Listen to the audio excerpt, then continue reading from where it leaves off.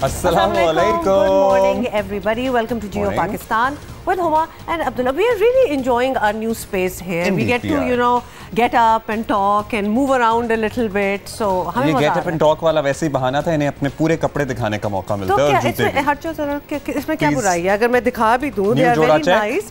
हमारा मौसम जो है कराची में, जैसे कि हमने आपको बताया कि बदल रहा है, तो अब एक्चुअली कपड़े नजर आ रहे हैं। पहले तो वो सारी शॉलें और जैकेट्स और कोट्स, ठंड हो गई थी ना, तो अब जरा मौसम खुल रहा है, मजा आ रहा है कपड़े दिखाने। मौसम तो जनाब खुल रहा है, लेकिन बारिश के बाद से थोड़ा सा मजेदार सा हो गया है मौसम। हाँ, कल मैंने देखे शो के शुरू में ही आपको कहा था कि 12 बजे दोपहर को कराची वालों के लिए बारिश होगी। लो एंड बिहोल्ड, हम जैसे ही अपने शो के बाद बाहर गए हैं तो बारिश हो रही थी कि नहीं? बारिश हो रही थी और कहीं कहीं बहुत तेज बारिश थी चंद मिनटों के लिए ऑल्दो, लेकिन कहीं बहुत हल्की बारिश थी, बूंदाबांदी की सूरत हाल थी। अच्छा, बास चीजें ऐसी होती हैं, बास किस्से ऐसे होते हैं जो आपको कोई सुनाए या आप कहीं पढ़ें तो आपके जहन में ना एक मंजर सा बन जाता है। अच्छा, और ऐसे ही ये खबर अभी मैं जियो न्यूज पर ही सुन रहा था। ये तो चले बारिश के मनाज़र आप करके देख लें, ये जरा देख लें। वैसे तो ये वीडियो मैंने खुद नहीं बनाई, लेकिन मैंने भी बड़ी अच्छी अच्छी कल वीडियोस बनाई हैं by the way, and I sent it across to people out of Karachi, उनको ये जिताने के लिए कि हमारे यहाँ भी जी 2 मिनट की बारिश हो जाती होती है। चलें जी, ये तो अब गुजर गया मौसम। जो आज की खबरें उसके बारे में हमने तफसील से बात करनी है, लेकिन आई वाज टॉकिंग अबाउट कि बाज़ जुमले ऐसे होते हैं जिनको सुनते ही आपके जहन में एक मंजर सा आ जाता है। और कराची का इलाका है गुलशन इकबाल, वहाँ पर ब्लॉक 3 में कुछ चोर डाकू एटीएम मशीन पूरी की पूरी मशीन ही लूटने की कोशिश कर रहे थे। मशीन उन्होंने उखाड़ ली, ट्रक में लोड करने लगे और उसके बाद फुटपाथ पर छोड़कर भाग गए थे। क्योंकि पुलिस आ गई थी ना। ये मैंने देखने से पहले ही एक पूरा मंजर दिमाग में बना लिया था। बड़ी सीरियस खबर है, वैसे तो सीरियसली ही बतानी चाहिए थी, लेकिन मुझे थोड़ी सी हंसी आ गई कि एटीएम फुटपाथ पे पड़ा हो। सोचो सारा लोग सुबह सुबह फिर रहे हैं, इधर उधर हथौड़े मारने की कोशिश कर रहे हैं, तो सारों को एक अपॉर्चुनिटी लगेगी भाई एटीएम हमारे लिए सामने पड़ा हुआ था। बट एनीवे ये नाकाम हो गया क्योंकि पुलिस केम। ये कुछ ज्यादा ही अर्ली मॉर्निंग लग रहा है। मैं ये सोच रहा हूँ कि इतनी दीदा दलेरी, मतलब सीसीटीवी कैमरास वहाँ लगे होते हैं, सर्टनली एटीएम जहाँ पॉइंट्स होते हैं वहाँ पर रोशनी भी होती है, कभी किसी का गुजर भी हो जाता है, लेकिन कमाल देखिए, ये वो ट्रक है जिसपे लोड हो रहा था, मतलब एक प्रॉपर इंतजाम किया गया था और इतने ओवर कॉन्फिडेंट ये डाकू थे कि उन्होंने पूरा सीन प्लान किया हुआ था। अच्छा, this looks like really late in the night, early morning वाला मौसम, उससे लग रहा है कि अंधेरा था। तो मनी हाइस्ट तो नहीं देख के आए थे ताजा? इतनी लेट नाइट ये एटीएम्स में कोई पैसे भी होते होंगे कि नहीं? मतलब पैसे तो होते हैं। How do you know? खाली भी तो हो सकता है ना। मेरा ख्याल है कि do it in the day if you have to do it and don't do it at all. उन्होंने 5000 या 2000 या 1000 निकाल के चेक कर लिए करे होंगे कि कहीं एटीएम आउट ऑफ कैश तो नहीं है, नहीं तो लेने के देने पड़ जाते हैं। एग्जैक्टली। खैर हुआ ये कि पुलिस जो है वो भी होना था, वो तो अभी भी मेरा ख्याल करना पड़ेगा, हालांकि काम कुछ नहीं हुआ तो पुलिस बीच में आ गई और एटीएम छोड़ दिया। तो ये सारी कहानी थी, सुबह सुबह हमें पता चली और हमने पूरी एक मूवी बना ली उसके अराउंड और सोचा आपसे शेयर करें। लेकिन एक जो ज़्यादा इंपॉर्टेंट बात है शेयर करने के लिए वो ये है कि अमवात जो हैं कोविड की वजह से वो हमें आज ज़रा अलार्मिंग इसलिए लग रही हैं बिकॉज हम आपको रोज़ रिपोर्ट करते हैं, फिगर्स थोड़े से कम होते हैं, कभी ज़्यादा होते हैं, but today it seems to have crossed 50। It is very alarming indeed. और ऑल्दो जो पॉजिटिविटी रेशो है हमारी 8.2 पे इस वक्त मौजूद है, लेकिन फिर भी 50 अफराद का इंतकाल कर जाना खासा, इट्स अ ह्यूज नंबर। और ये ओमिक्रॉन के हवाले से भाई एक आपको जल्दी से दोबारा से बात बता दें, then we'll get into the show, कि ये ओमिक्रॉन ज़्यादातर लोगों को एसिम्प्टोमेटिक हो रहा है। अगर खांसी जुकाम टाइप सिचुएशन है, प्लीज़ 3 दिन के लिए अपने आप को वैसे ही आइसोलेट कर लें अपने कमरे में। Give time to yourself, ज़रा खुद रिस्पॉन्सिबिलिटी लें और अगर चेक नहीं करवाना ना कराएं चेक, बहुत महंगा है। बाकी अब ये टेस्ट PCR बहुत ज़्यादा महंगा लगना स्टार्ट हो गया, टेस्ट वगैरह भी हो रहे हैं, बट आइसोलेट आपका वो सब कुछ सारी सिचुएशन सिम्टम्स जो भी 2-4 छोटे-छोटे होंगे वो 3 दिनों में ठीक हो जाएंगे एंड देन कम आउट। लेकिन जो टेस्ट नहीं करा रहे वो फिर भी अपने खांसी जुकाम बुखार को इजी। और एक और क्विकली, वैसे तो हमारे पास टाइम जरा कम है, लेकिन क्विकली कल मैंने ट्वीट पढ़ी और बड़ी खुशी हुई मुझे कि कल पाकिस्तान ने रिकॉर्ड वैक्सीन एडमिनिस्टर की हैं, 2.1 मिलियन। सो 21 लाख लोगों को कल अक्रॉस द कंट्री वैक्सीन लगाई गई है। और मुझे लिटरली बिला वजह ना बस इसको पढ़ के ऐसा लग रहा था कि शायद हमने भी एक कोशिश तो की है अपना हिस्सा डालने की, आपको हमने सब ने मिलकर बताने की ये कितना अहम है, कितना ज़रूरी है। सो जहाँ NCOC बहुत खुश है, जहाँ पूरे पाकिस्तान को खुश होना चाहिए, वहाँ मैं और हुमा भी बहुत खुश हैं। बहुत खुश हैं भाई। तो वैक्सीनेशन होगी तो सिम्टम्स अगर कोविड हो जाए वो बहुत कम होंगे और इसी तरह ये जो वबा है ये ख़त्म होने सो क्रिस जॉर्डन से तो हम आपकी मुलाकात कराएंगे ही। हमने आपसे वादा किया है कि हम मुख्तलिफ जो इंटरनेशनल प्लेयर्स यहाँ पर आए हुए हैं, गैर मुल्की खिलाड़ी जो आए हुए हैं PSL में जो शिरकत कर रहे हैं, उनसे आपकी मुलाकात कराने की कोशिश करते रहेंगे। लेकिन आज की सबसे बड़ी खबर जो बन सकती है, जो बनेगी, इलेक्शन कमीशन तवील इंतजार के बाद फैसल वाडा की नाअहली केस से मुताल्लिक फैसला सुनाने जा रहा है। सब नजरें इलेक्शन कमीशन पर हैं। यह तय है कि अगर फैसल वाडा के खिलाफ फैसला आया तो हुकूमत और इलेक्शन कमीशन के दरमियान पहले से जारी कशीदगी जो है मौजूद, हम सब जानते हैं। उमर अमीन गंडापुर वाला फैसला भी आपको याद है, जिसको मुतनाज़े कहा गया, जिसको चैलेंज किया गया, जो फिर खैर रिवर्स भी हो गया, वो भी अभी कल ही की बात है। तो और बैकग्राउंड में भी आपको बताते हैं कि चंद माह पहले इलेक्शन कमीशन के दरमियान और PTI ऑफ कोर्स हुकूमत के दरमियान इख्तलाफात खुलकर सामने आए थे और तहरीक इंसाफ के रहनुमाओं ने बाकायदा इलेक्शन कमीशन के खिलाफ प्रेस कॉन्फ्रेंस की और जहां तक के कहा यह गया था कि इलेक्शन कमीशन और अपोजिशन मिले हुए हैं। इमेजिन ये भी बातें हो चुकी हैं। ताहम बाद में PTI रहनुमाओं ने माफ़ी तलाफ़ी करके मामलात को बेहतर बनाने की कोशिश की, जिसमें वज़ीर इत्तलात फवाद चौधरी और वज़ीर रेलवे आज़म खान सवाती पेश थे। ताहम 3 दिन पहले इलेक्शन कमीशन ने इंतखाबी ज़ाब्ता इखलाक की खिलाफ वर्जी केस में तहरीक इंसाफ के DI खान से मेयर के उम्मीदवार उमर अमीन गंडापुर, ये हम आपको एक पूरा रिकैप बता रहे हैं, उनको नाअहल करार दे दिया था और फैसले पर हुकूमत ने इलेक्शन कमीशन पर जानिबदारी का इल्ज़ाम लगाया। ताहम इस्लामाबाद हाई कोर्ट ने इलेक्शन कमीशन का फैसला कल अदम करार दे दिया। मैं वैसे जरा उमर अमीन साहब की जुल्फें देख रहा था। नहीं तो आप इनके भाई की जुल्फें देख ले, तो एक ही जैसी जुल्फें हैं दोनों भाई। इलेक्शन कमीशन आज फैसल वाडा नाअहली केस का फैसला सुनाने जा रहा है। Peoples party, MNA, Qadir Mandokhail ने इन समेत दीगर 3 दरखास्त गुजार हैं जिन्होंने फैसल वाडा साहब की दोहरी शहरियत की बुनियाद पर नाअहली की दरखास्त दायर की हुई हैं। फैसल वाडा पर इलेक्शन कमीशन में कागजात नामजदगी जमा कराते वक्त अपनी अमरीकी शहरियत छुपाने का इल्ज़ाम है। इलेक्शन कमीशन भी बार बार फैसल वाडा साहब से पूछता रहा, मीडिया भी पूछता रहा कि आपने कब शहरियत छोड़ी, लेकिन फैसल वाडा हर मरतबा इनकार करते रहे, या गुस्सा करते रहे, या कोई ऐसी शुरली छोड़ते रहे। सियासी मुबस्सिरीन कह रहे हैं कि आज फैसला आएगा। Let's see. ये फैसल वाडा साहब के केस का फैसला तो है ही, लेकिन एट द सेम टाइम ये हुकूमत और इलेक्शन कमीशन के दरमियान जो ताल्लुकात हैं ना, जो कभी अच्छे होते हैं, कभी इतने अच्छे नहीं होते हैं, कभी हुकूमत की तरफ से इल्ज़ामात का सामना भी रहता है इलेक्शन कमीशन को, उनकी समत का तयन भी करेगा। कभी कभार फैसल वाडा साहब को देखो ना तो लगता है कि जब उनसे सवाल ये पूछा जाता होगा कि भाई आपकी दोहरी शहरियत है, डुअल नेशनैलिटी है, तो वो ऐसे कहते होंगे कि मेरी तरफ देखो, देख के नहीं पता चलता, मतलब स्टाइल उनका जो है ना बड़ा अमेरिकन है, बड़ा पूरा है, बड़े तरफ देखो मेरी तो है ही, तो वो कहते होंगे कि तुम लोगों को नजर नहीं आ रहा कि क्या है। But anyway we are just kidding. जरा सीरियस हो जाते हैं दोबारा और बात करते हैं former secretary ECP Kanwar Dilshad साहब ने हमें ज्वाइन किया है, जो कि हमारे शो पे आते रहते हैं और हमें समझाते भी हैं। दिलशाद साहब, सबसे पहले तो यही पूछेंगे, फैसल वाडा केस काफ़ी अरसे से चल रहा था और बहुत कुछ सामने आता रहा, अब कमीशन इसका फैसला सुनाने जा रहा है, तो पहला सवाल तो यही है कि कौमी असेंबली की सीट तो वो खुद छोड़ चुके हैं, अब क्या इस बुनियाद पर नाअहली मुमकिन भी होगी या नहीं होगी? असूली तौर पर इलेक्शन कमीशन ऑफ पाकिस्तान ने जो बड़ा अहम फैसला जो मुतवक्को है कि आज किसी टाइम भी सुनाया जा सकता है, लेकिन उसमें सबसे बड़ी अहम बात यह है कि फैसल वाडा साहब ने जो कौमी असम्बली का जब इंतखाब लड़ा था तो उसमें कागजात नामजदगी में हक़ाइक़ छुपाए थे। उन्होंने ये नहीं कहा था कि मैं शौरियत का हामिल हूँ, उन्होंने बाकायदा इसका इनकार भी किया और हक़ाइक़ से छुपाए। तो वो केस वो चल रहा है, यानी हक़ाइक़ छुपाना वो जुर्म है।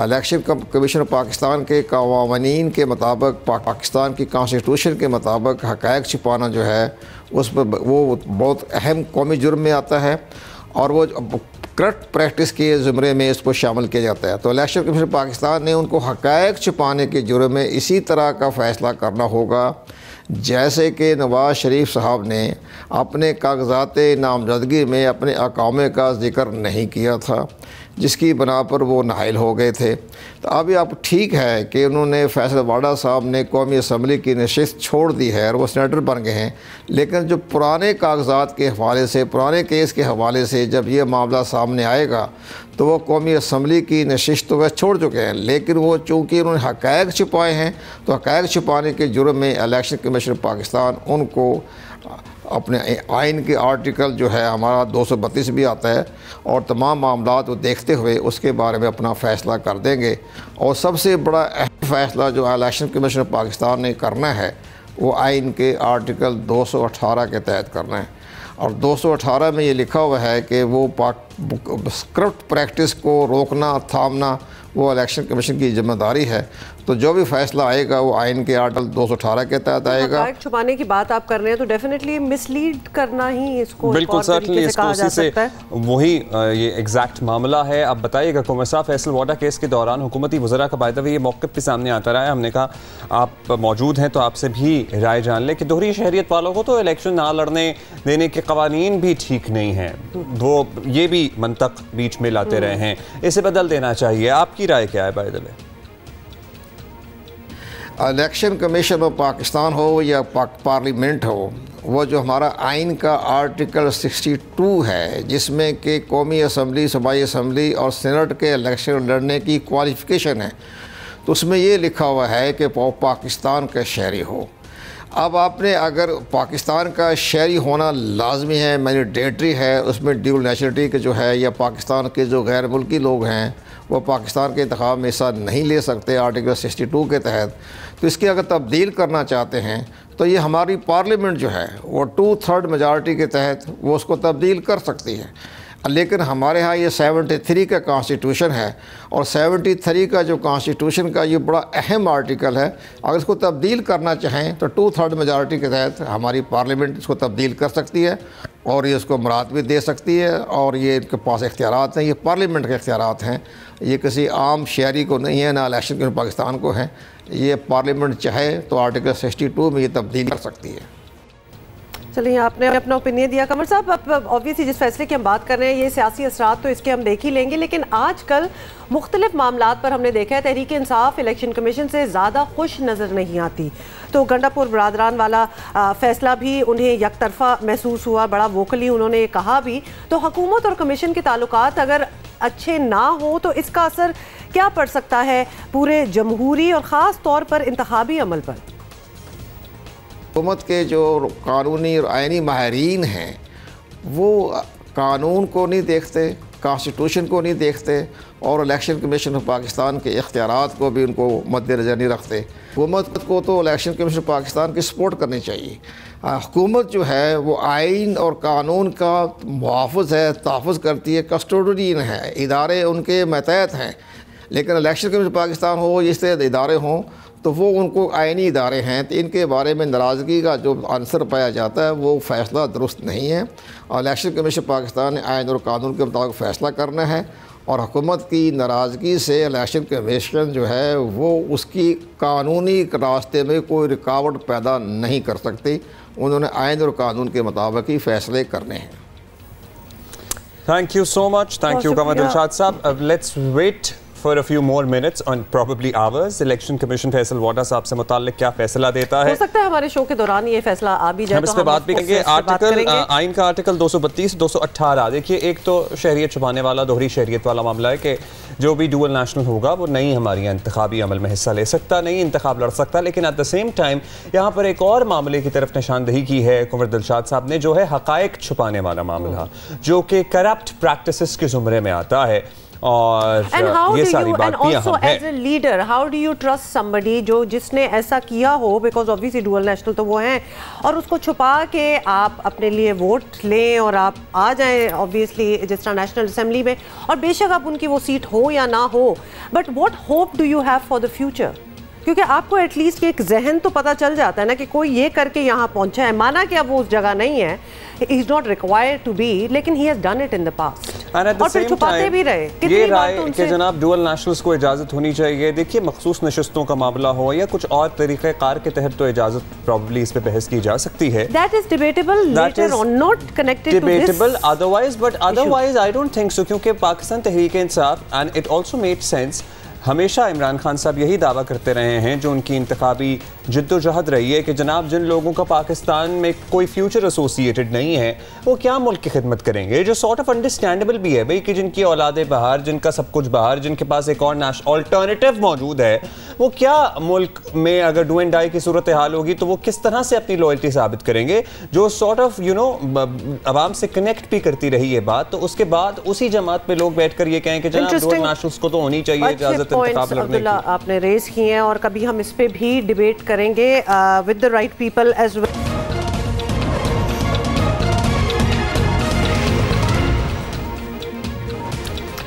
Welcome back. और एक रिमाइंडर आपको बता दें कि दुनिया के बड़े शहरों में शामिल कराची को बेतहाशा मसाइल का सामना है, ये तो हमें पता ही है। और मुल्क में आबादी के तनासुब से अगर देखा जाए नौजवानों की सबसे बड़ी तादाद जो है वो भी कराची में आबाद है।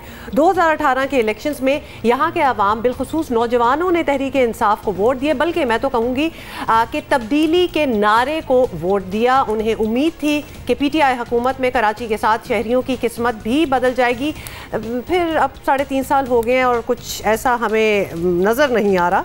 तो इसी पे हमने बात भी करनी है। कराची के नौजवानों के लिए क्या प्लान है? वज़ीर आज़म के बाबू खुसूसी बराए उमूर नौजवानान उस्मान डार साहब ने हमें ज्वाइन किया है। कराची में कुछ दिन से मौजूद हैं और यहाँ पे कुछ करने की कोशिश कर रहे हैं। तो क्या इनके इरादे हैं वो तो इनसे जानते ही हैं कराची के पर्टिकुलरली नौजवानों के लिए, लेकिन एट द सेम टाइम इनका एक कामयाब जवान प्रोग्राम कितने नौजवानों को और कितने जवानों को कामयाब बना पाया, किस तरह इसने लोगों की मदद की, वो भी हम जानने में इंटरेस्टेड हैं। वेलकम टू जियो पाकिस्तान उस्मान डार साहब। डार साहब बताइएगा कि कामयाब जवान प्रोग्राम आपकी नज़र में कितना कामयाब रहा? देखिए अब्दुल्ला, सबसे पहले तो आपने वफाक की बात की है, इसमें कोई शक व शुबा नहीं है कि 2018 के इलेक्शन में कराची के लोगों ने पाकिस्तान तहरीक इंसाफ को और मेरे लीडर इमरान खान को वोट दिए। लेकिन ये भी एक हकीकत है कि अगर लोकल बॉडीज़ की बात की जाए तो माजी में ये किसी और जमात के पास थी, यहाँ इख्तियारात जो लोकल बॉडीज़ के थे। फिर इसी तरह सूबाई हुकूमत आपको पता ही है पीपल्स पार्टी की है। तो मिक्स एंड मैच चल रहा है कराची के। हाँ, नौजवानों के हवाले से वफाक पूरा हिस्सा डाल रहा है। तमीर व तरक्की के मामला में भी आपने देखा ग्रीन बस और दीगर K4 जैसे प्रोजेक्ट्स हमने किए हैं। मैं ख़ास तौर पे कराची इसलिए आया था, पिछले साल भी आना चाह रहा था लेकिन कोरोना पेंडेमिक की वजह से मैं आ नहीं सका। और अल्हम्दुलिल्लाह मुझे दिली खुशी है कि मैं पिछले 2 दिन से कराची में हूँ। वैसे भी आपका शहर हुमा का आपका शहर माशाल्लाह अब्दुल्ला बड़ा ज़बरदस्त कराची मुझे बहुत पसंद है। मैं यहाँ रहता रहा हूँ चंद साल कबल। तो मेरे आने की जो ख़ास वजह थी वो कामयाब जवान से जो नौजवान कराची के कामयाब हुए, सिंध के नौजवान कामयाब हुए, दीगर अज़ला के सिंध के। अब तक हम पूरे सिंध में अब्दुल्ला तकरीबन 5 अरब रुपए तकसीम कर चुके हैं और मज़ीद 3 अरब रुपए जो है सिंध के नौजवानों के मंजूर हो चुके हैं। अगर मजमूई तौर पे हम बात करें तो तकरीबन 8 अरब रुपए प्राइम मिनिस्टर इमरान खान के कामयाब जवान प्रोग्राम में जो 100 अरब रुपए रखे गए थे, 8 अरब रुपए पे हम काम कर चुके हैं। इसमें आपको ये भी देखना होगा कि 2020 में, चूँकि ये प्रोग्राम 2 साल कबल तकरीबन 2019 के आखिर में प्राइम मिनिस्टर इमरान खान ने शुरू किया, साथ ही कोरोना पेंडेमिक का सामना था और उस वजह से हम पूरा साल काम नहीं कर पाए। और अगर मैं सिर्फ कराची की बात करूं, हालात खराब हुए, नौकरियां गई, नौजवानों ने कारोबार शुरू करना चाहा। आपके पास क्या ऐसी कहानियां हैं जो आप बता सकते हैं लोगों को कि किस तरह लोगों की आवाम की ज़िंदगी बदली है आपकी इस मदद से, या आपने जो कर्ज फराहम किए या आपने जो असिस्टेंस की लोगों को, कुछ हैं आपके पास सक्सेस स्टोरीज? जी देखिए, एक तो बड़ा ज़बरदस्त सवाल किया। कामयाब जवान .gov.pk पे आप जाएँ तो आपको हज़ारों स्टोरीज मिलेंगे, आपको हमारे टेस्टिमोनियल्स मिलेंगे, बहुत सारे लोगों की ऐसे स्टेटमेंट्स भी नज़र आएंगे, वीडियोस नज़र आएंगी जिसमें वो बाकायदा बता रहे हैं कि उनकी ज़िंदगी कामयाब जवान बिज़नेस लोन लेने से कैसे बदली, कामयाब जवान स्किल्स फॉर ऑल से स्किल स्कॉलरशिप्स के बाद टेक्निकल स्किल्स हासिल करने के बाद उनकी ज़िंदगियाँ कैसे बदली। ख़ास तौर पर देखें, मैं कराची पर बात करना चाहता हूँ। तकरीबन 3 अरब से ज़ायद की रकम हम कराची में नौजवानों को कारोबार शुरू करने के लिए दे चुके हैं। इसी तरह स्किल्स फॉर ऑल कामयाब जवान का जो प्रोग्राम है, 20,000 से ज़्यादा नौजवान स्किल सेट हासिल करके फ्रीलांसिंग का काम कर रहे हैं। IT सेक्टर में 1,500, 2,000, $2,500 तक माहाना कमा रहे हैं और वैसे भी जॉब हासिल करने में कामयाब रहे हैं। तो एग्रीकल्चर सेक्टर में, मैन्युफैक्चरिंग सेक्टर में, सर्विस सेक्टर में बहुत सारे नौजवान कारोबार कामयाब हुए शुरू करने में, और बहुत जल्द आप देखेंगे, और मैं आपको और हुमा को दावत भी दूंगा, हम कराची में बाकायदा कामयाब जवान दुकानदार प्रोग्राम से आगाज़ कर रहे हैं। सैकड़ों दुकानें खोल चुके हैं नौजवान, ग्रोसरी स्टोर की, कपड़े की शॉप कह लें, मुख्तलिफ़ किस्म की रिटेल स्टोर्स खोले गए हैं। उस प्रोजेक्ट को भी हम मीडिया के सामने लेके आने वाले हैं। और जैसे मैंने आपको कहा, अगर हमें 2020 में कोरोना पेंडेमिक का सामना नहीं होता तो अभी तक तकरीबन 15 से 20 अरब रुपए हम तकसीम कर चुके होते। मैंने वादा किया था, प्राइम मिनिस्टर इमरान खान साहब की खास हदायत हैं, सिंध के नौजवानों को किसी सतह पे भी तनहा नहीं छोड़ेंगे। और मुझे खुशी है कामयाब जवान स्किल्स फॉर ऑल में सिंध लीड कर रहा है। 20,000 से ज़ायद खानदानों के नौजवान। आपसे पूछ रहे थे ना, हमारी कॉलीग पूछ रही थी जो कि भाई कौन लोग हैं, कैसे मिलते हैं बिल्कुल ये बहुत इंपॉर्टेंट है। और उस्मान साहब, we are very happy that you are with us today, क्योंकि आपको पता ही है you have lived in Karachi के खास तौर पे वो नौजवान तबका जो पढ़ा लिखा है, उनके लिए जॉब्स ढूंढना बहुत मुश्किल हो जाता है। It's almost like a task and a half. उनकी ज़िंदगी गुजर जाती है सही नौकरी ढूंढने में। And we are talking about the people who are already educated. अब स्पेशली फॉर दोज इस प्रोग्राम के तहत क्या फ़ायदा वो जो है उठा सकते हैं, बिकॉज बहुत से लोग ये कामयाब जवान प्रोग्राम का सुनते तो रहते हैं, लेकिन इसका फायदा कैसे इंडिविजुअल एक उठाए? देखिए, एक तो इन नौजवानों को समझना होगा ये कोई ग्रांट नहीं है, ये टैक्स पेयर का पैसा है, पब्लिक मनी है। तैयारी करके आए। हुमा, मैंने खुद इंटरव्यू सुने हैं, टेलीफोन कॉल्स जो रिकॉर्ड की जाती हैं, इनके पास प्रॉपर बिजनेस फिजिबिलिटी नहीं होती। जब इनसे इंटरव्यू किया जाता है, वही कारोबार ये जो स्टार्ट करना चाहते हैं, लेकिन ये बैंक को मुतमिन नहीं कर पाते। मैं आपके प्रोग्राम से नौजवानों को 3 चीज़ें कहना चाहता हूँ। एक तो वो तैयारी करके आएँ, और दूसरा देखें ये 18 साल से लेके 45 साल के उम्र के लोगों के लिए है। 2.5 लाख लोग तो 45 साल से ज़्यादा उम्र के थे और उन्होंने एक डेट ऑफ बर्थ गलत डाली और 2.5 लाख लोग रिजेक्ट कर दिए गए, चूँकि नादरा का फ़िल्टर लगाया गया था। और तीसरी देखें, जो सबसे मैं समझता हूँ इम्पॉर्टेंट चीज़ है बैंक के लिए, बैंक ने तो एंड ऑफ द डे ये देखना है कि वो नौजवान जो उनसे कर्ज लेना चाहता है वो माहाना किस्त अदा कर सकता है कि नहीं कर सकता। और जैसे मैंने आपको कहा, बिना तैयारी के अप्लाई कर देते। आसान तरीन नौजवानों के लिए हमने इसे ऑनलाइन रखा। 9 पेजर फॉर्म है। आप अगर kamyabjawan.gov.pk पे जाएं, आपको वहाँ एम्प्लॉयमेंट वाले ब्लॉक में नज़र आएगा कि लोन कैसे अप्लाई करना है। बिल्कुल सिंपल फॉर्म रखा गया है, और इसीलिए रखा था कि पाकिस्तान के लाखों नौजवानों को बैंकों की लाइनों में जाकर ब्रांचेस kamyabjawan.gov.pk पे अभी जाकर लोग अप्लाई कर सकते हैं, और अपना उनके पास बिजनेस प्लान हो, फीजिबिलिटी हो, तो उनको मिल सकता है ये लोन।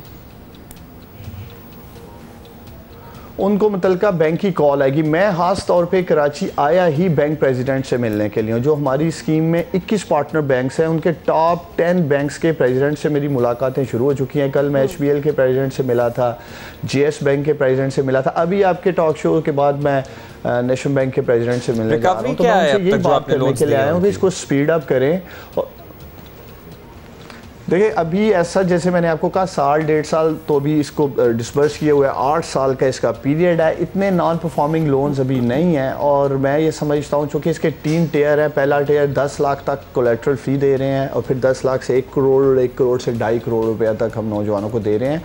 और अभी तक सच मैंने जो देखा कोई ऐसा डिफ़ॉल्ट्स नहीं है।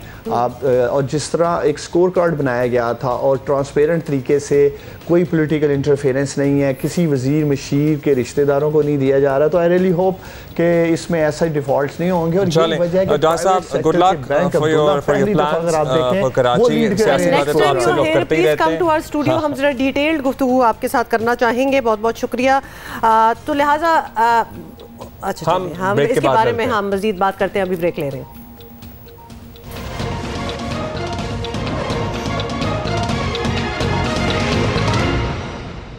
Welcome back. अब हुमा कंफ्यूज हो गई थी बहुत ज़्यादा कि इनके पास जो नोट है वो, इनके पास तो नोट हैं, ये भी मुझे अच्छा लगा सुन के। क्यों, आपके पास क्या है? बस दुआएं हैं बस लोगों को। आसरा है मेरे पास, ठीक है। तो इनके वो कह नहीं, वो पुराने नोट नहीं है, यही नए नोट हैं जो बड़े अरसे से अब चल रहे हैं। नहीं, बड़े नोट है कि छोटे? आपको याद नहीं है कि वो इससे पहले जो जरा लार्जर साइज के नोट्स होते थे, उसको गए हुए कोई अरसा हो चुका है। हाँ, 1 दिहाई से तो ज्यादा ही वक्त हो गया होगा। आई वंडर कि कौन लोग होंगे शायद जिन्होंने अपनी कोई कारों में छुपा के रखे हुए होंगे, तो उनके पास आखिरी मौका है। ये कोई हंसने की बात नहीं है, लोग दबा भी देते हैं नोट, और होंगे ऐसे लोग, होते होंगे डेफिनेटली। क्यों होते होंगे? उन्होंने ये खबर नहीं सुनी कि अब चेंज करा लो, उसका कोई यूज नहीं रहेगा। तो आप उन्हें सुना रहे हैं। मेरे पास न्यू वाले हैं, छोटे छोटे नोट हैं वैसे, जैसे 10 रुपए, 20 रुपए, 50। 5,000 का भी छोटा ही होता है, छोटा सा ही होता है, पर में से है नहीं इस वक्त मेरे पास। Don't go looking for it. इसके अलावा भी बहुत सी बातें हमने करनी है। और by the way, to conclude what we were talking about with Usman Dar साहब, प्लीज़ नौजवानों, एक शो आता है शार्क टैंक इसका नाम है, और डिफरेंट मुल्कों में डिफरेंट नाम से होता है। यूएस का बहुत पॉपुलर है, यूके का, बल्कि इंडिया ने भी स्टार्ट कर लिया है। द वे दोज यंगस्टर्स जो वहाँ एंटरप्रेन्योर्स आए होते हैं, बडिंग बिजनेस पीपल आए होते हैं, उनकी एक पिच होती है, उन्होंने पूरी एक स्टडी की होती है, फाइनेंशियल पूरी एक, कि हम पहले साल हम कितना कमाएंगे, कितना लॉस में जाएंगे, दूसरे साल क्या होगा, और फिर वो कन्विंस करते हैं अगले को कि वो उनके बिजनेस में इन्वेस्ट करें। उस्मान डार साहब की बात सुन के जो उनसे शेयर करते हैं कि भाई ये हम करेंगे, ये हमारी प्रोडक्ट है, ये हमारी यूएसपी है या सर्विस है, व्हाटएवर योर प्लान इज। तो डार साहब का भी यही कहना था कि तैयारी करके, वो कह रहे थे ना कि इतने फ़ोन कॉल्स और इतनी चीज़ें आती हैं नौजवानों की, लेकिन उनको लोन वगैरह नहीं मिल सकते। हम सिर्फ यही कह रहे हैं कि थोड़ा सा आप पढ़ लें, थोड़ा सा स्टडी कर लें, थोड़ा सा समझ लें, ताकि आसानी हो ना। और वैसे मैं कह रहा था कि हम लीडरान में तो सादिक और अमीन बहुत ढूंढते हैं, मतलब 2.5 लाख एक छोटा नंबर नहीं होता, वैसे ही कितने चंद लाख होंगी ना दरखास्तें। 2.5 लाख दरखास्तें सिर्फ इसलिए रिजेक्ट हो गई क्योंकि माशाल्लाह हम इतने ऑनेस्ट हैं सारे कि हमने डेट ऑफ बर्थ में 2 नंबरी की और 45 साल तक की लिमिट है, फिर पकड़े गए और नादरा ने रिजेक्ट कर दी।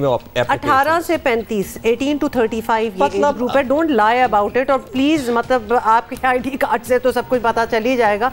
सो मैं हमेशा यही कहती हूँ, हालांकि ये कोई गाली शाली नहीं है, but don't be stupid about such things.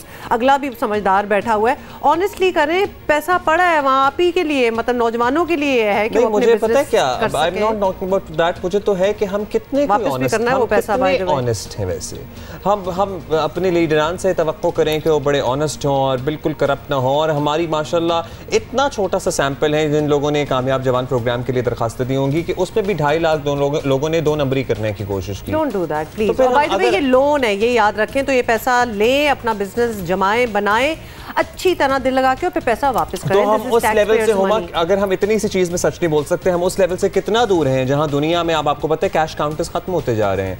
आप खुद ही चीजें खरीदते हैं, खुद ही उनका बिल करते हैं, एग्जिट हो जाते हैं। मतलब वो they don't need to check people कि आप क्या उठा के लेके जा रहे हैं। कमाल की बात है। वैसे first time I saw that people were just walking out और उनका वो उसी खुद ही पे कर रहे थे, कोई उनको पूछ नहीं रहा था और फिर भी ऑनेस्ट थे। अच्छा, एनीवे, सो ये जो लियारी किक्स है ना, इसमें सिर्फ फुटबॉल ही नहीं सिखाई जा रही है, अपने हक के लिए कैसे आवाज़ उठानी है, किसी के खिलाफ अगर कुछ होता हुआ देखें तो उसकी मदद कैसे करनी है, ये तमाम तरबियत बच्चों को दी जा रही है। Sometimes I am amazed how much talent there is in Lyari, and हर किस्म का टैलेंट। एक तो मेरा ख्याल है कि नौजवान वहाँ बहुत ज़्यादा हैं, उनकी तादाद ज़्यादा है, so they are into sports, they are into music. आपने कोक स्टूडियो रिसेंटली जो एडिशन है उसमें लड़की को रैप करते हुए देखा होगा, Eva B, she is from Lyari as well, and she is one. उसका खुद का भी कहना है कि भाई हमारे पीछे इतने ज़्यादा और लोग हैं जिनको अगर चांस मिले तो दे विल शो यू क्या सुनाएंगे। Seriously, and I don't doubt that, क्योंकि जितने लोगों से हम वहाँ से मिले हैं, they are very very talented. अच्छा जी, तो आज भी करेंगे बात उस बारे में, लेकिन ज़रा आर टॉप स्टोरी फर्स्ट। एक तरफ जी वज़ीर आज़म अपोजिशन के खिलाफ मुल्क गिर जलसों की तैयारियां कर रहे हैं, और दूसरी तरफ उनके इत्तेहादियों के अपोजिशन से राब्ते तेज़ हो गए हैं। और ये हम क्यों कह रहे हैं ये भी आपको बता देते हैं। 2 रोज़ पहले काफ लीग पीपल्स पार्टी की क़यादत से मिली, और कल MQM ने शहबाज शरीफ से मुलाकात की। शहबाज शरीफ ने मुलाकात के बाद साफ कहा कि उन्होंने MQM को तहरीक अदम एतमाद पर कायल करने की कोशिश की, और ये सुनिए क्या कहा। MQM के वफ्द को ये गुजारिश की है कि आप इस हुकूमत के हलीफ तो ज़रूर हैं, कोई इसमें हर्ज नहीं है। हलीफ आज का हलीफ कल का मुखालिफ होता है, कल का मुखालिफ परसों का हलीफ होता है, ये सियासत का हिस्सा है। लेकिन जो मुल्क की तबाही हो चुकी है इमरान नियाज़ी के हाथों और उसकी हुकूमत के हाथों, और ये ऐसी तबाही है कि खौफ आता है कि ये इसको कल इस खुदादाद मुल्क पाकिस्तान को किस तरह हम ठीक करेंगे। आमिर खान साहब, उनके जो मोहतरम साथी, उनसे भी बात की कि ये वोट ऑफ नो कॉन्फिडेंस एक आइनी ऑप्शन है, इसमें कोई दो राय नहीं है बिल्कुल। और ये मुल्क जिस हद तक पहुंच गया है, आवाम की जो ख्वाहिशात हैं कि अब इस हुकूमत से जल्द उनकी जान छुड़ाई जाए। रहनुमा MQM आमिर खान ने भी रिकॉर्ड तोड़ महंगाई का एतराफ़ किया। ये भी कहा कि वो नून लीग की तजावीज़ राब्ता कमेटी के सामने रखेंगे। जो भी मुश्किलात यहाँ पर दोस्त जिसका शिकार हैं, हम सूबे में शिकार हैं, हमने वो भी सारी चीज़ें डिस्कस की हैं। और जो बातें चूँकि अभी कोई चीज़ तयशुदा नहीं है, अपोजिशन की तरफ से कोई वाज़े चीज़ सामने अभी तक आई नहीं है। अभी मियाँ साहब की PDM और दीगर दोस्तों से भी मीटिंग्स होना बाकी हैं। तो जो भी गुफ्तगू की है वो हम जाकर कराची में अपनी क़यादत को और राब्ता कमेटी के सामने रख देंगे। कोई दो राय नहीं है कि पाकिस्तान की मईशत जिस तरफ चली गई है और जो मुश्किलात एक आम आदमी को पेश आ रही हैं, हम के सवालों का जवाब देना होता है। तो ये महंगाई अब नाकाबिल बर्दाश्त हो गई है। काफ लीग के बड़े परवेज़ इलाही ने भी इशारों के नायों में कहा कि अब खिचड़ी पक्की है, नहीं पक्की है, दम पे है, कितनी आंच है, ये सब सुनिए उन्होंने क्या कहा। अपोजिशन जो कर रही है ना वो जवाब देंगे, लेकिन वो अभी कोई सामने खदोखाल आ जाए, सामने कोई चीज़ आ जाए।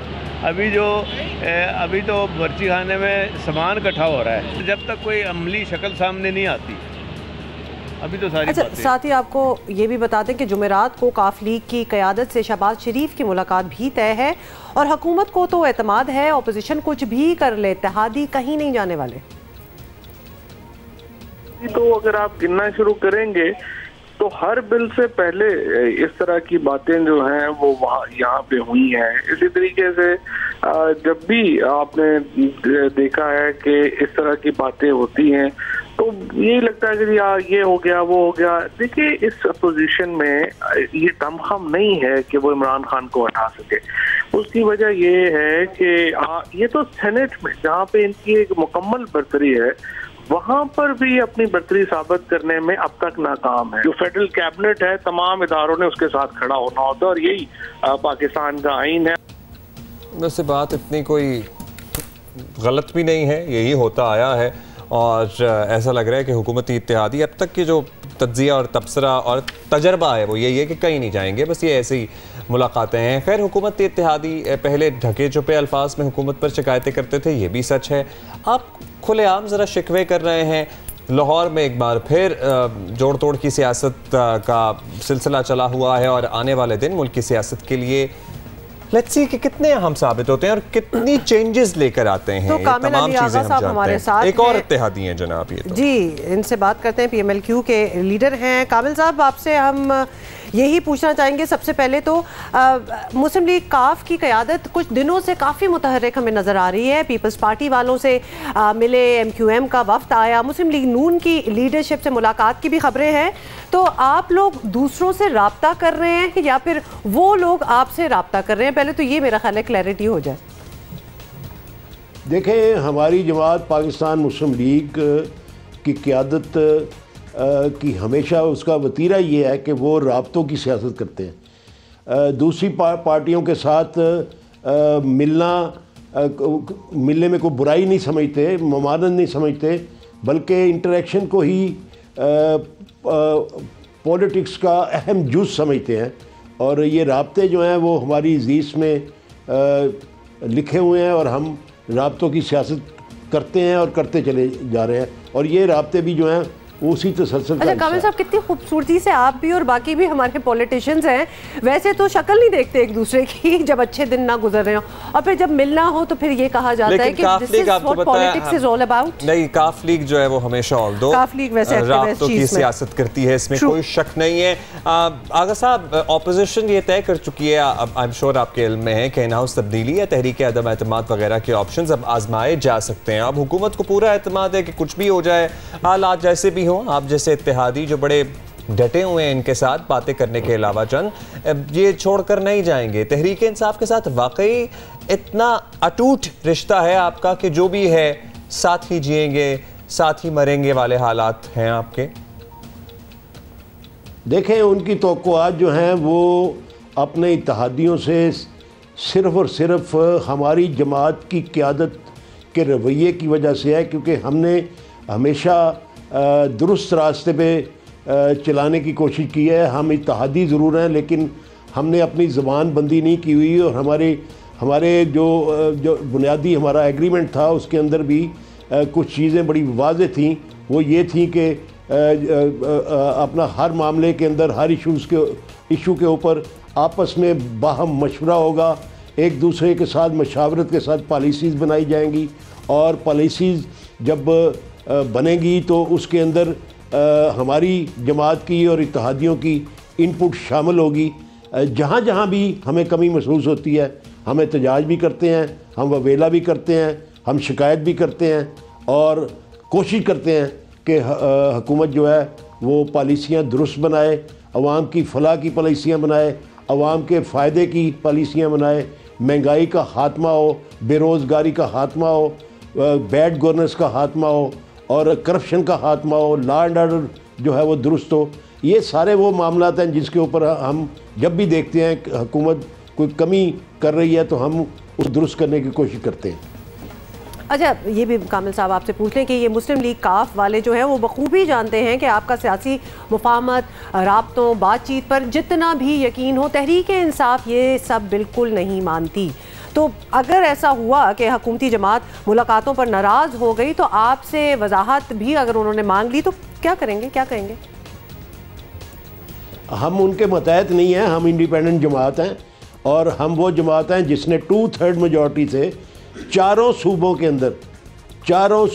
अंदर 5 साल हुकूमत की हुई है। इनके पास वो मैंडेट नहीं है जो अल्हम्दुलिल्लाह हमारे पास था। जो मैंडेट हमारे पास था वो मैंडेट ना मियां नवाज शरीफ के पास रहा, ना पीपल्स पार्टी के पास रहा, ना ही किसी दूसरी जमात के पास रहा। हमने कामयाबी से 5 साल अपना मैंडेट पूरा किया, अवाम को डिलीवर किया और अल्हम्दुलिल्लाह हमारे दौर में लोग खुशहाल थे, लॉ एंड ऑर्डर बदरजहा बेहतर था और बैड गवर्नेंस जो है वो ख़ात्मे की तरफ जा रही थी और दीगर रोज़गार जो है लोगों को वाफर दस्तयाब था। महंगाई जो है वो सबसे निचली सतह पे थी।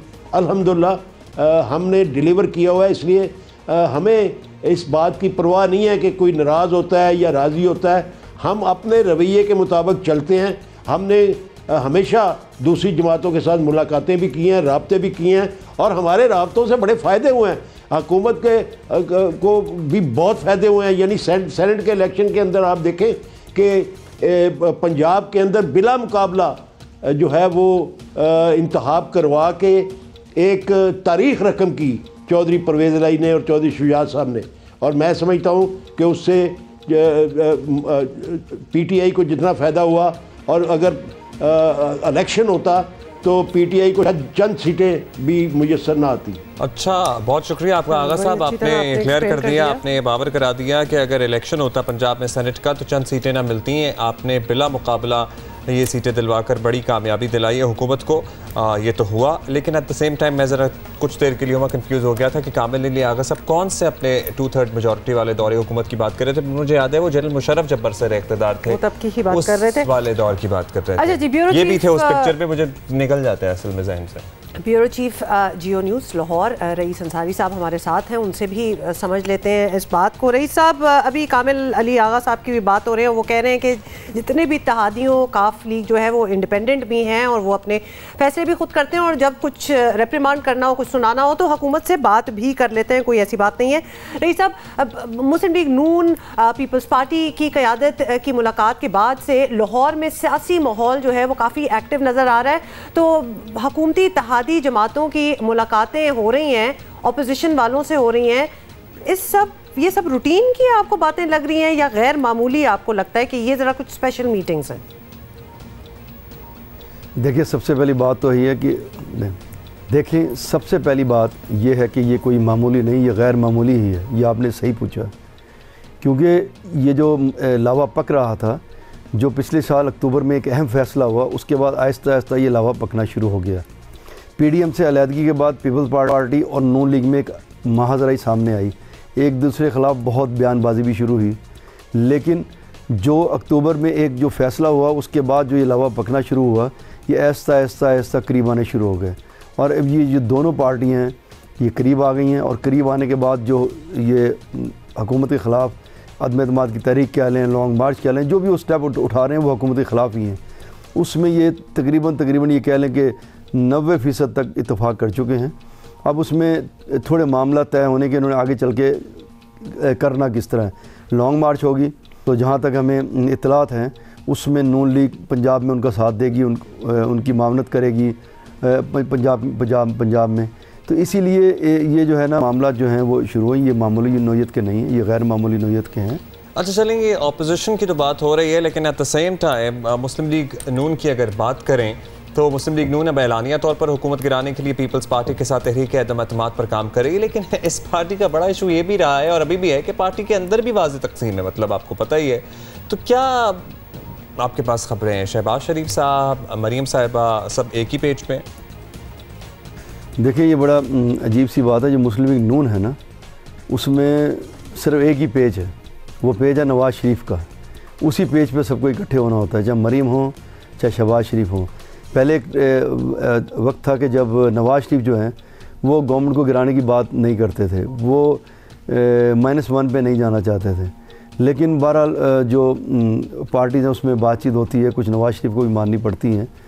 तो अब वो नवाज़ शरीफ इस पॉइंट पर आ गए हैं कि ठीक है जी, इमरान खान के ख़िलाफ़ अदम-ए-एतमाद की जाए और उनको हुकूमत गिराई जाए। और लेकिन नवाज़ शरीफ का जो एक मामला है वो ये है, वो ये कहते हैं कि हुकूमत ज़रूर गिराएं, वो शामिल हो जाएंगे, लेकिन वो चाहते हैं कि फेयर एंड फ्री फौरी तौर पे इलेक्शन हो। जबकि पीपल्स पार्टी जो है उसका एक मौक़िफ़ ये भी है कि वो कहते हैं कि ये हम हुकूमत गिराने के बाद अपनी हुकूमत बनाएं और हुकूमत बनाने के बाद जो है इंतखाबी इस्लाहत करें, फिर हम आगे की तरफ आते हैं, हुकूमत ख़त्म करके इलेक्शन की तरफ आएंगे। लेकिन जो हमारी इत्तलात हैं, ख़बरें हैं, उसमें पीपल्स पार्टी शायद ये इत्तफ़ाक़ कर रही है इस बात पे कि अगर हुकूमत अगले 3-4 माह में ख़त्म कर दी जाए अदम-ए-एतमाद के ज़रिए तो फिर इलेक्शन पे जाया जा सकता है। तो नवाज़ शरीफ की जो बात रही आपने नून लीग की कि उनके पार्टी में इख्तलाफात हैं, उनकी चीज़ें हैं, तो बात यह है कि इख्तलाफात कोई नहीं है, राय होती है। लेकिन वहाँ पर जब नवाज़ शरीफ एक फ़ैसला कर दें तो फिर सबकी राय वही होती है। बहुत शुक्रिया आपका रईस अंसारी साहब। लेट्स सी क्या होता है। और आप कह रहे हैं कि जनाब मियां नवाज शरीफ की जो राय है मुस्लिम लीग नून में अल्टीमेटली वही राय प्रिवेल करती है। Let's see. लेकिन फिर भी हमें ज़रा ये इंटरेस्टिंग था रईस साहब का कहना कि एक ही पेज है मुस्लिम लीग नून में और वो है नवाज शरीफ का पेज। तो हम मरियम और शहबाज पे बात करते रहते हैं, but it's Nawaz who decides. अच्छा, दोबारा से हम आपको याद दिलाना चाहते हैं कि इलेक्शन कमीशन ने बड़े दिन से फैसला महफूज किया हुआ है फैसल वाटर नौअहली केस का, वो कुछ ही देर में आ सकता है। तो as soon as it is out हम आपको अपडेट करने के लिए बैठे हुए हैं। जियो न्यूज़ की टीम पूरी तैयार है। ब्रेक के बाद मिलते हैं। Good morning.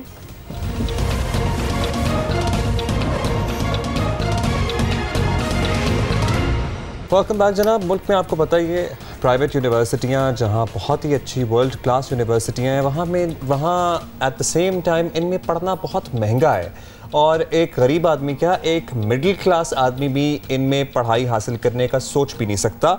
और एक ऐसी ही बेहतरीन प्राइवेट यूनिवर्सिटी में हबीब यूनिवर्सिटी भी कराची में जो सिचुएटेड है वो शामिल है, जो बहुत ही ज़बरदस्त प्रोग्राम के साथ आई है, जिसमें मुख्तलिफ बोर्ड्स के साथ मुंसलिक इसको किया जाएगा इस प्रोग्राम को। और जो डिज़र्विंग तलबा होंगे, जो कैंडिडेट्स होंगे, उन्हें बिल्कुल मुफ्त स्कॉलरशिप पर तालीम दी जाएगी। सो इस बारे में हम मजीद जान लेते हैं। वासिफ रिजवी साहब हैं, प्रेसिडेंट हैं हबीब यूनिवर्सिटी के हमारे। बहुत बहुत शुक्रिया सर, आपने हमें ज्वाइन किया है। वासिफ साहब, हम खुद भी हबीब यूनिवर्सिटी आए हैं और एक it would be a dream come true किसी भी स्टूडेंट के लिए कि अगर वो वहाँ पढ़ सके, लेकिन अनफॉर्चुनेटली ज़रा महंगा है और बहुत लोग इससे फ़ायदा नहीं उठा सकते। स्कॉलरशिप के बारे में डिटेल दीजिए ताकि जितने लोग हमें देख रहे हैं वो इसको अवेल कर सकें। अस्सलाम वालेकुम, थैंक यू सो मच। आप तशरीफ लाए थे दोनों, आपसे मुलाकात भी रहती है and thank you for giving us a platform and for something as important as access to higher education. देखिए, पाकिस्तान में जब हमने यूनिवर्सिटी के बारे में सोचना शुरू किया तो हमने उसको 2 एंगल से देखा। एक तो जाहिर है उसका जो तालीमी मेयार है कि हम चाहते थे कि हम एक ऐसे मेयार की यूनिवर्सिटी बनाएं जो दुनिया में किसी भी बेहतरीन यूनिवर्सिटी के साथ कंपेयर की जा सके। लेकिन उसके साथ हमने एक बहुत डीप प्रोफाउंड स्ट्रक्चरल मसले को भी देखा कि पाकिस्तान, आप में से शायद कुछ जानते हों कि दुनिया के वर्स्ट परफॉर्मिंग मुल्कों में से है when it comes to access to higher education. World bank के फिगर्स के मुताबिक तकरीबन 11-12% पाकिस्तान की जो एलिजिबल तलबा हैं टर्शरी एजुकेशन में जाने वाले सिर्फ उसमें से 10-11% जा सकते हैं, जो दुनिया में बहुत कम मुल्कों के साथ, जो सबसे कम परफॉर्मिंग मुल्क हैं उनके साथ कंपेरेबल। तो जब हमने इस स्ट्रक्चर मसले को देखा तो उसके अंदर हमें एक जो प्रॉब्लम नज़र आया वो ये कि जब 90 की दहाई में पाकिस्तान में अच्छी यूनिवर्सिटीज़ बनना शुरू हुई प्राइवेट सेक्टर में, तो उनके पास अपने आप को चलाने का सवाए फीस के कोई और जरिया नहीं था। और अगर फीस बेस्ड यूनिवर्सिटी हो तो समझिए तकरीबन 99% तलबा वो फीस नहीं दे सकते, और खुसूसन वो वाले तालिब इल्म जो लोकल एग्जामिनेशन बोर्ड्स में पढ़ते हैं। और लोकल एग्जामिनेशन बोर्ड्स के जो स्टूडेंट्स हैं वो तकरीबन 92-93% स्टूडेंट्स हैं हाई स्कूल स्टूडेंट्स के, और 6-7% स्टूडेंट्स जो आपके समझिए इंटरनेशनल जैसे कि कैम्ब्रिज है या इक्का दुक्का और है। और अगर आप अच्छी यूनिवर्सिटी की एनरोलमेंट में देखें तो वो 6-7% जो हैं वो बढ़कर 90-95% हो जाते हैं, और ये 90-95% जो लोकल एग्जामिनेशन बोर्ड से आ रहे हैं ये पकड़ कर 6-7% रह जाते हैं। और उसकी वजह बुनियादी यही है कि वो उसको अफोर्ड नहीं कर सकते, और यूनिवर्सिटी के पास भी कोई तरीका नहीं है बजाय अपने आप को चलाने का फीस के बजाय। तो हमने ये कहा कि देखिए हम इस तरह तो कोई भी बेहतरीन यूनिवर्सिटी नहीं बना सकते जिसमें 99% स्टूडेंट्स उसमें आ ही ना सके। तो हमने कहा कि हम ऐसी यूनिवर्सिटी बनाएंगे जिसमें कम से कम 40-50% स्टूडेंट्स जो हैं वो आए ही लोकल एग्जामिनेशन बोर्ड से, और उनका जो सबसे बड़ा खदशा है वो हमने ख़त्म कर दिया कि उनको हमने कहा आप 100% स्कॉलरशिप पढ़ोगे 4 साल तक। 100% स्कॉलरशिप उनका हमने गारंटी किया, और उसके बाद अब हमारी यूनिवर्सिटी में जो कंपोजिशन है स्टूडेंट्स की वो बिल्कुल मुख्तलिफ है किसी भी कंपेरेबल यूनिवर्सिटी से। उसका यूनिवर्सिटी को फ़ायदा होता है अगर आप अपने अंदर ये कैपेसिटी पैदा करें कि आप जहाँ से भी बेहतरीन स्टूडेंट्स आ रहे हैं किसी भी बैकग्राउंड से अगर उसको एडमिट कर सकें तो यूनिवर्सिटी का एनवायरनमेंट सडनली जो है आपने बड़ी इतनी खूबसूरती से एक्सप्लेन किया कि वो जो अपॉर्चुनिटी ना मिलने का सिलसिला है वो किस तरह मैट्रिक और एफएससी के बाद शुरू होता है और उसके बाद वो चलता चला जाता है। आपने किस तरह, क्या कोई नंबर ऑफ स्कॉलरशिप्स हैं जो आप हर साल हर प्रोग्राम में देते हैं, या परसेंटेज के हिसाब से आपने तय किया हुआ है, किस तरह ये होता है? ये हमने ये तय किया हुआ है कि देखिए अव्वल तो सबसे पहले तो एक ओवर आर्चिंग चीज़ है कि कोई भी स्टूडेंट जो अभी यूनिवर्सिटी में एलिजिबल है दाखिला ले लेता है उसको हमें सपोर्ट करना, और चाहे वो तकरीबन इस वक्त हमारे 91-92% स्टूडेंट्स ऐसे हैं टोटल में से जिनको हम किसी ना किसी तरह से सपोर्ट कर रहे हैं।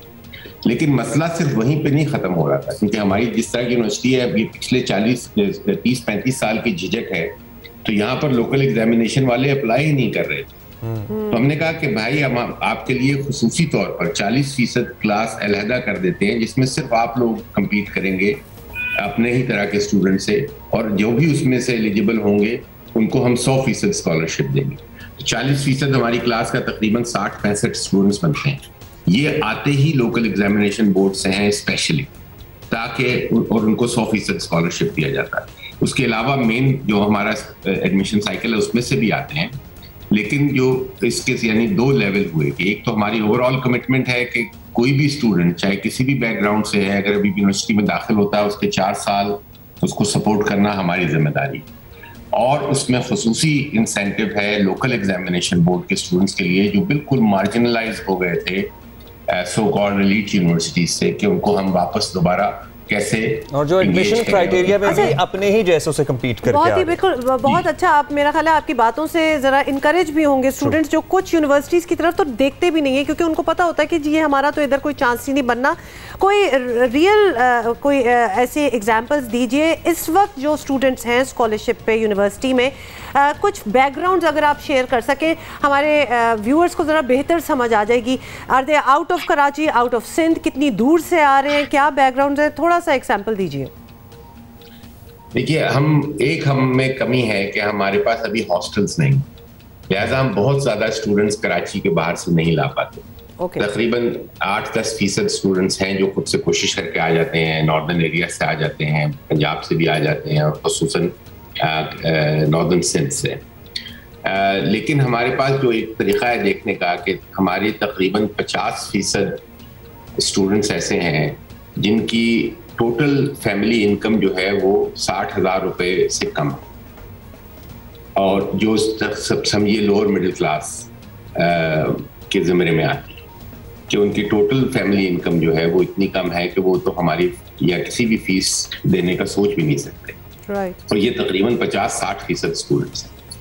तो इस वजह से हमारे जो यूनिवर्सिटी है उसकी जो कंपोजिशन है वो बहुत इंटरेस्टिंग है कि उसमें वेल ऑफ बैकग्राउंड से भी स्टूडेंट्स हैं और ऑफ कोर्स ये बिल्कुल मॉडर्न बैकग्राउंड से भी स्टूडेंट्स हैं। और वो जो इस वक्त तो ये ट्रेंड यही है कि जो हमारे सबसे टॉप 5% स्टूडेंट्स हैं उसमें तकरीबन सारे ही ये वो हैं जो बिल्कुल मॉडर्न बैकग्राउंड से आते हैं और ये फुल स्कॉलरशिप्स भी ले चुके हैं पाकिस्तान से बाहर पढ़ने के लिए। फुल ब्राइटर्स भी हैं, ये बेहतरीन यूनिवर्सिटीज़ में PhD भी कर रहे हैं ऑलरेडी। तो ये सिर्फ मौका मिलने की बात थी और उनकी क्योंकि लाइफ एक्सपीरियंसेस इतने इंटरेस्टिंग हैं कि वो I think sometimes they are even better placed to excel in a university like Habib. बहुत शुक्रिया आपका वासिफ रिजवी साहब, president Habib University. Thank you for your precious time sir.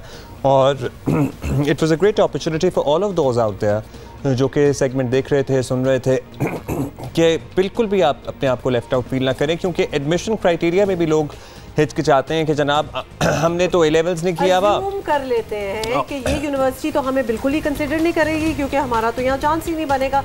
Do not do that. ये सारी गुफ्तगू इसीलिए हुई थी ताकि हम इनकरेज कर सकें। इसलिए बेहतरीन बात यह है कि 40% जो लोग हैं वो लोकल बोर्ड्स के ही स्टूडेंट्स के साथ कम्पीट करेंगे और उसी के थ्रू पे फिल्टर होकर आकर इनको एडमिशन दिया जाएगा।